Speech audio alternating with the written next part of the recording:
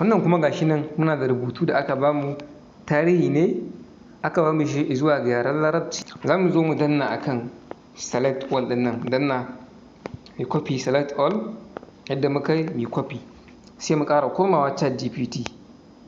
Muka dawo chat gpt sai mu ƙara ce mai translate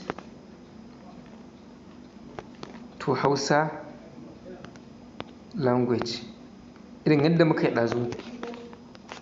Sai mu zo mu ƙara sa sami, gashi nan abin da na yi na sa sami ko ban ka manta, in baka sa wannan abin ba zai baka error ne, ba zai daidai ba.